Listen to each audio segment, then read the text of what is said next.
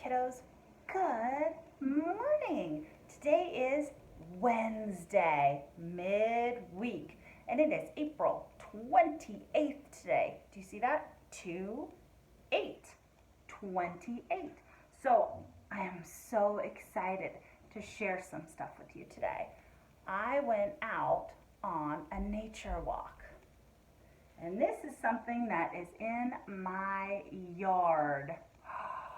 Do you see how big this is? It's a little bit wilted because I picked it a little while ago. But do you know what this is? It's called wisteria. Do you know what color it is? Can you spell it? I bet you can. Purple, purple, purple.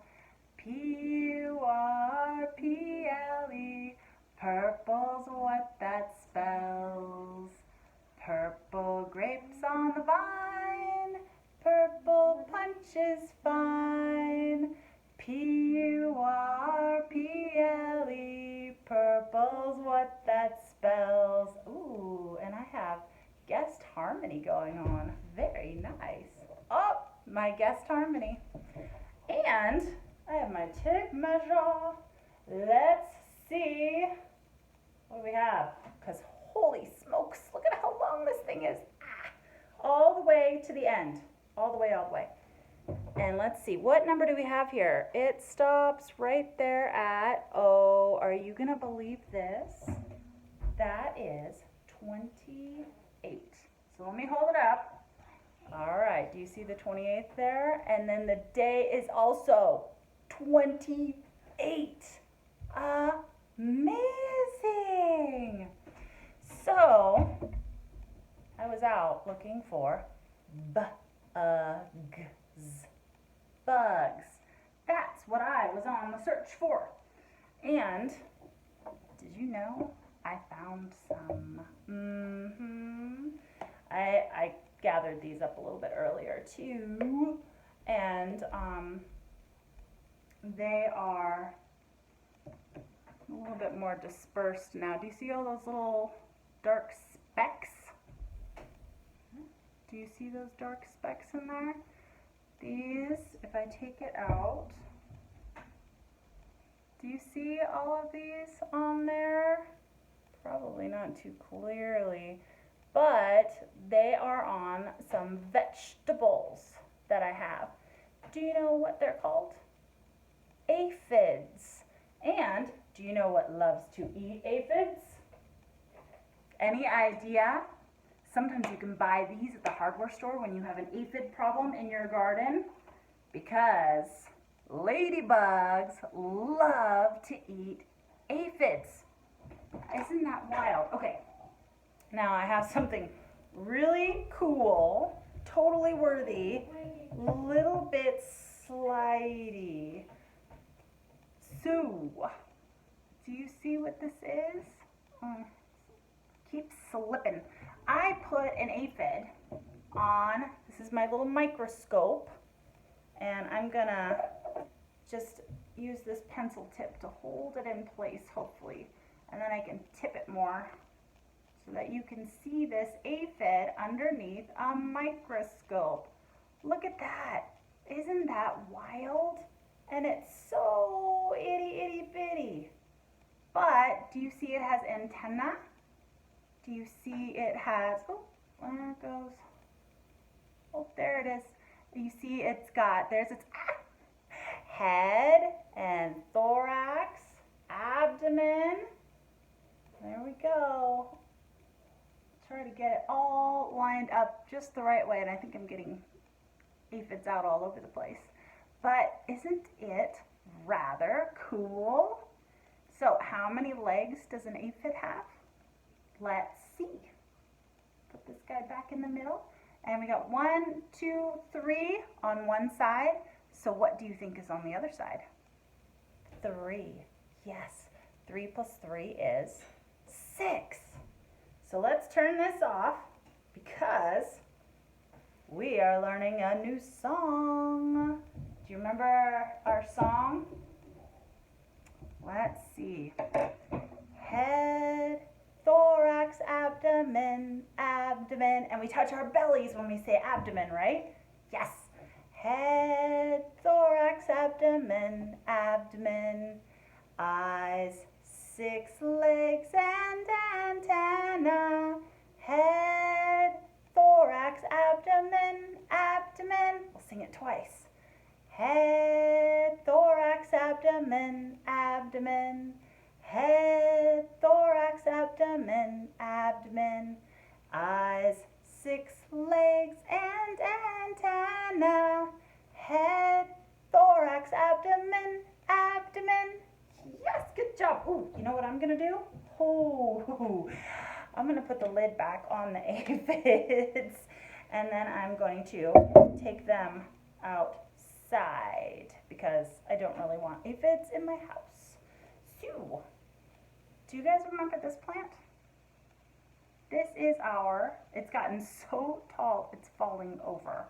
So this is our bottle or birdhouse gourd. Do you see how big it's gotten? It's incredible.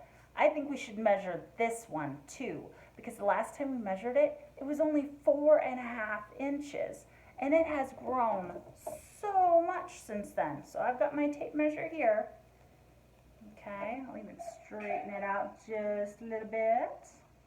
All right, so it was 4.5 inches before. It's at the soil right now. And do you see what number it's on? I see it's on number 7. It is 7 inches tall now. So before it was at 4.5. So we'll say 4, 5, 6, 7. Since the last time we've measured it, it's grown 3 inches. Wow! And it is going to have to get transferred to a garden soon so it can grow big and maybe produce some more bottle gourds. How amazing would that be? So I'm going to gently let it lay over again. So, do you guys remember our cute little song about the friendly caterpillar? Well, it's not a song actually. It's just kind of like a poem. And you take your hand and you crawl it down your arm. Do you remember? A friendly little caterpillar made its chrysalis. It turned into a butterfly, and then it flew away. Do you remember that one? Can you do it with me? Oh, that would be so fantastic. A friendly little caterpillar, you crawl your fingers down, made its chrysalis one day. It turned into a butterfly, and then it flew away. There we go. And how many legs does a butterfly have? Well, if insects have 6, is a butterfly an insect? Yes, it is. So how many legs does a butterfly have? 6. Yes, good job. So aphids have 6, butterflies have 6, moths, ants, what other, grasshoppers and crickets? Speaking of grasshopper, do you remember the little song that we learned yesterday about the grasshopper? I would really like to sing that with you again.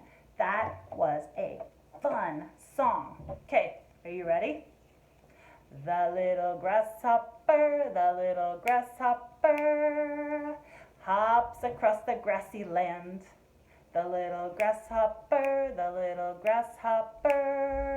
hops into my open hand. The little grasshopper, sweet and green as he can be. The little grasshopper, hop away so safe and free. Now, are you singing that with me? There's a lot of grasshopper in there, and I know you guys love the green song, and that has a grasshopper in it. So, should we sing it One more time. Alrighty, let's do it. The little grasshopper, hops across the grassy land. The little grasshopper, hops into my open hand. The little grasshopper, sweet and green as you can be. The little grasshopper, hop away so safe and free. Yay! Good job. That is a fun song. So, we've done our rhyming for bug. Do you remember some of the words that rhymed with bug? There's bug. What about the one that started with H? Hug. What about R? R is rug. And what about T? T says ta, ta, and that would be tug. So we've got bug, hug, rug, tug. Lots of good rhyming words. All right, well, we just did a song about a grasshopper, and this is another song about a grasshopper. So let's give it a shot. G-R-E-E-N, G-R-E-E-N. I know how to spell green, G-R-E-E-N. Caterpillars are green and grasshoppers too. I know how to spell green, G-R-E-E-N. Well done. Should we do it one more time? Okay, let's do it. We are going to be so good at spelling green. G-R-E-E-N, G-R-E-E-N. I know how to spell green, G-R-E-E-N. Caterpillars are green and grasshoppers too. I know how to spell green, G-R-E-E-N. All right, what about, let's do some red. Let's see. There we go. R-E-D, red, R-E-D, red. I can spell red, I can spell red. Fire trucks are red, stop signs are red too. R-E-D, R-E-D. Well done. That is fantastic. And we already sang purple because that long bit of wisteria that I found, all 28 inches of it, is purple. Oh, and the stem is green. Well, you tell me if you find some really wonderful wisteria around here. I know that South Auburn Street has really beautiful pink dogwoods, white dogwoods, and wisteria right now. So beautiful. I think it's been a while since we did blue. Let's see. B-L-U-E spells blue. B-L-U-E spells blue. Hi-ho, did you know B-L-U-E spells blue? The big sky is blue, the ocean is too. Hi-ho, did you know B-L-U-E spells blue? Let's do it twice. B-L-U-E spells blue, B-L-U-E spells blue. Hi-ho, did you know B-L-U-E spells blue? The big sky is blue, the ocean is too. Hi-ho, did you know B-L-U-E spells blue? Beautiful. Well, I just have one more that I would like to do with you because it is such a sunny song. What color is this? It is yellow. Yes. So let's do our yellow song. Y-E-L-L-O-W spells yellow. Y-E-L-L-O-W spells yellow. Like the early morning sun when the day has just begun. Y-E-L-L-O-W spells yellow. Daffodils and baby ducks are yellow. Scrambled eggs and lemonade are yellow.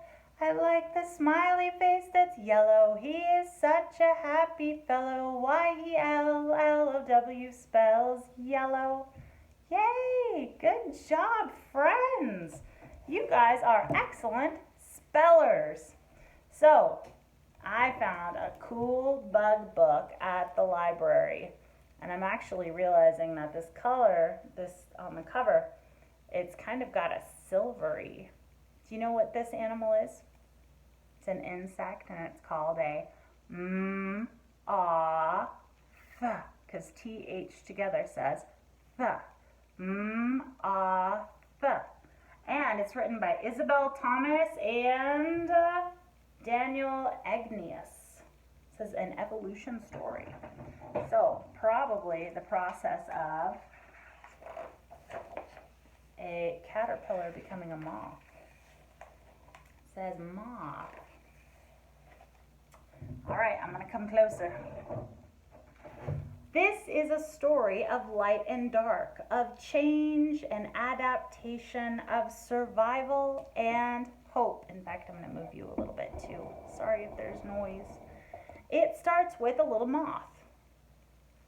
And this sign says peppered moth. Ooh, I've never heard of a peppered moth before. A shiny cocoon wiggled and jiggled in the moonlight. Something was waking up from a long winter's sleep. 6 little legs uncurled, 2 tiny antennae unfurled, and 4 salt and pepper wings stretched and quivered in the breeze. But hungry predators were nearby. Do you see what that is? There's a kitty cat. Quickly, the moth flew away. The peppered moth joined other peppered moths. Most had speckled, freckled wings. But sometimes a peppered moth was born with wings as dark as charcoal. The moths flittered and fluttered and looped the loop all night long, and they skittered and they swooped and they looked for food and they tried not to get eaten themselves. Oh no, a bat! When the sun rose, the peppered moths dozed on lichen-covered branches. Silent, still, they hid. And look at that, they have great camouflage. Don't they blend in perfectly with this tree? Someone else was looking for food. Who was the best hidden? Who would survive? Silent, still, the speckled moths seemed to disappear, but charcoal black wings were easy to spot on the pale branches. Oh no, dark-colored moths made a feast for hungry chicks. That doesn't seem to be a color that works so well for camouflage, does it?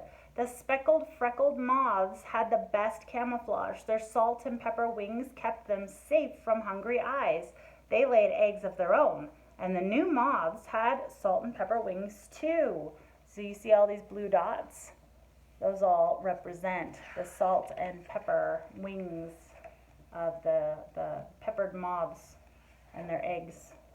Every year the same thing happened. Hundreds of tiny eggs hatched, and the moths with the best camouflage survived long enough to have offspring and pass on their salt and pepper wings. This is why most peppered moths were speckled and freckled, but then the world began to change. Oh, do you see how it's becoming more industrialized? Factories are going up. People built factories and they burned coal to power magnificent machines. Oh, do you see the train here? Yeah. They made steam trains to take things here and there and everywhere. Chimneys filled the air with smoke and soot. Pollution stained the clouds and blackened the branches where the peppered moths slept. Uh-oh, now who can they see better? A bird went hunting for a snack, and now the world was darker. which moths were disguised, which moths would survive. Now the darkest moths had the best camouflage. Their charcoal-colored wings kept them safe from hungry eyes. And now they lived long enough to lay eggs of their own.